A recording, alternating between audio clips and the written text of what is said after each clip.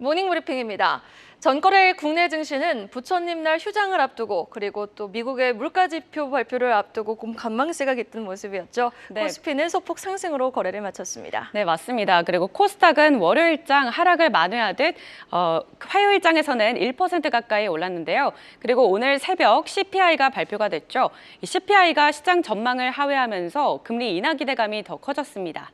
네, 드디어 시장이 기다렸던 4월 미국의 CPI 소비자 물가지수 발표를 확인하고 출발하는 국내 증시. 과연 강하게 환호하는 모습을 보여줄지 기대해보면서 모닝 브리핑 지금 바로 출발하겠습니다.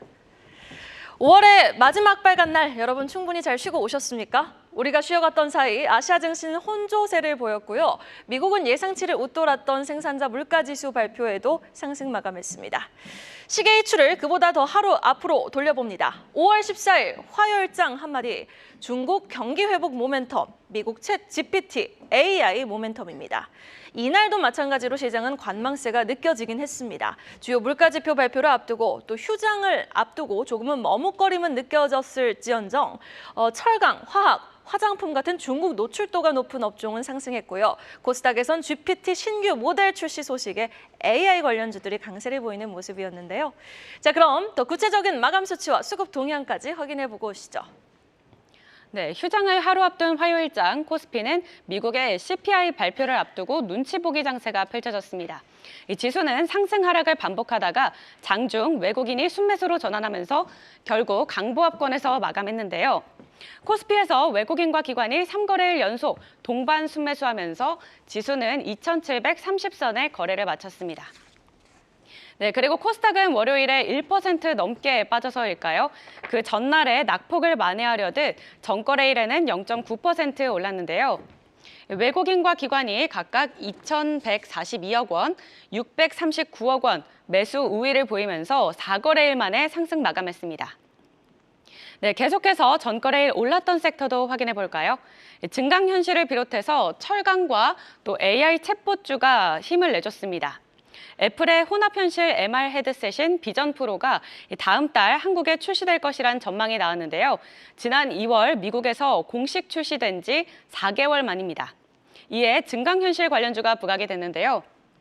300억 규모의 전환사채 발행을 결정한 젠백스 링크가 17% 올랐고요. 또 맥스트는 6% 상승했습니다. 삼성전자와 구글이 공동 개발하고 확장현실 헤드셋이 구글 연례 개발자 회의에서 공개될 것이라는 소식에 맥스트가 6% 오른 모습이네요. 네, 그리고 장중에는 미국이 중국산 제품에 관세 인상 조치를 내릴 것이란 뉴스가 들려오면서 철강주가 강세를 보였는데요. 이에 따라 동국 CM과 또 세아 베스틸 지주가 각각 12%와 8% 올랐습니다.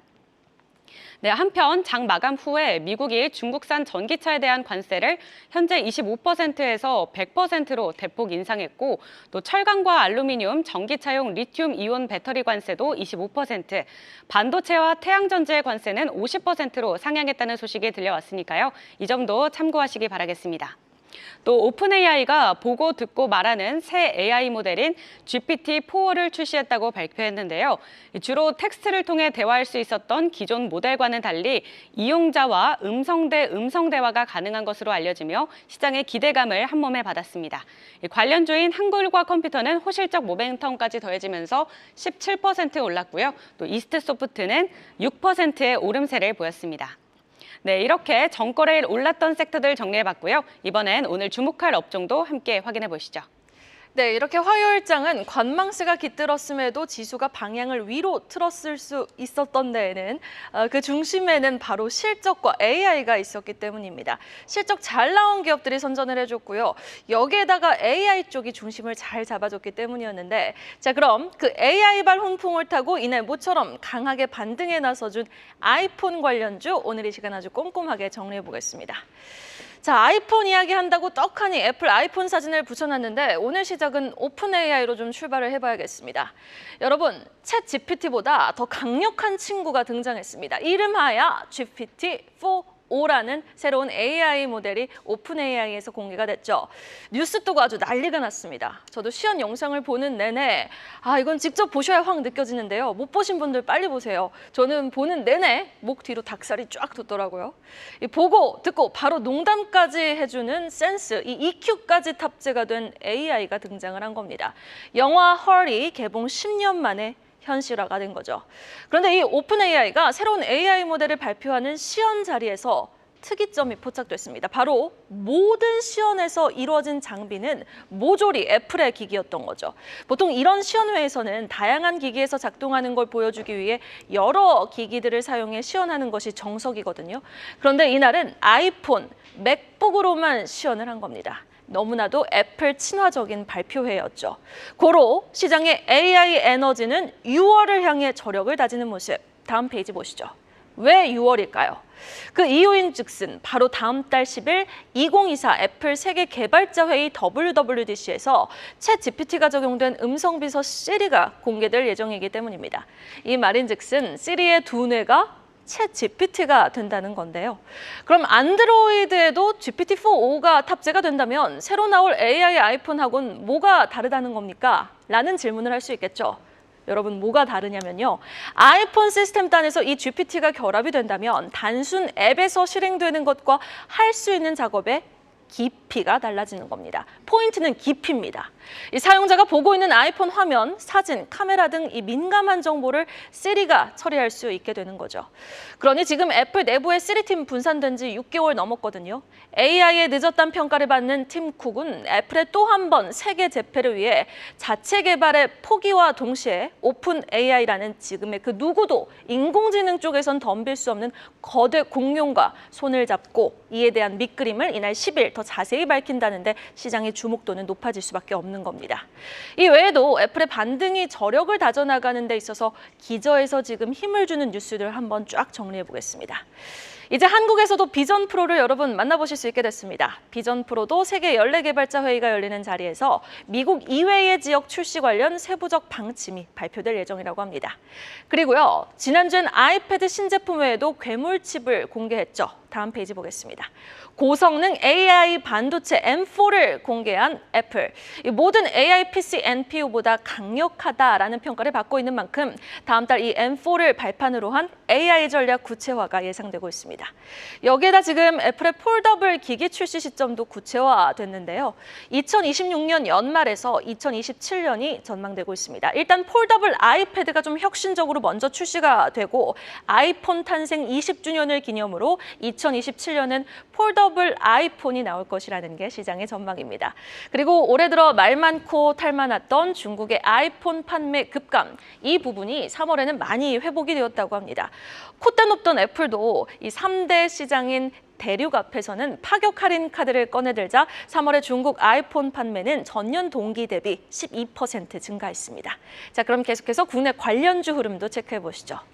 먼저 ITM 반도체입니다. 화요일장 AI 디바이스 발열 제어 수혜주로 꼽히면서 상한가를 기록했습니다. 인터플렉스도 한번 볼까요? FPCB 연성 회로기판 만드는 기업입니다. 삼성전자와 삼성 디스플레이가 주요 고객사로 주가는 화요일 9% 넘게 급등 마감했습니다.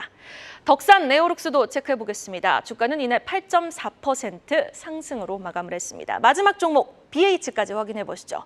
아이폰, 아이패드에 들어가는 인쇄 회로기판 FPCB를 만드는 업체로요. 주가는 이달 들어서만 37% 급등했습니다. 사실 이날 강한 시세를 보였던 관련주들이지만 여전히 긴 차트로 보면 아이폰 관련주들 여전히 더 많이 올라와줘야 할 저력을 발휘해줘야 되는 게 사실입니다. 이번 애플의 WWDC 일정 모멘텀이 이벤트 이후에도 관련주들의 추가 상승 동력을 좀 강하게 제공할 수 있을 만큼 강력한 에너지를 선사해 주길 바라보겠습니다. 계속해서 주요 공시와 일정까지 확인해 보고 오시죠. 네, 계속해서 공시 전해드리도록 하겠습니다. 메르츠 금융지주는 올해 1분기 5,913억 원의 단기 순이익을 달성했다고 밝혔는데요. 이는 1년 전에 비해 2% 줄어든 수치입니다. 보험 계열사인 메르츠화재가 분기 기준 최대 순이익을 내며 전체 성적을 끌어올렸지만요. 메르츠증권의 순이익이 37%가량 떨어지면서 순이익 감소를 면치는 못했습니다. 네, 그리고 삼성증권은 올해 1분기 당기순이익이 2,531억 원으로 전년 동기 대비 0.2% 증가했는데요. 국내외 시장 거래대금 증가로 리테일 중심의 양호한 실적을 기록했다고 합니다. 또 프리미엄 건강기능식품 브랜드 댐프스의 HPO는 1분기 매출이 585억 원으로 전년 동기 대비 4% 증가했다고 공시했으니까요. 이 점도 오늘 투자에 참고하시면 좋겠습니다. 네, 다음으로 오늘의 일정도 체크해 보도록 하겠습니다.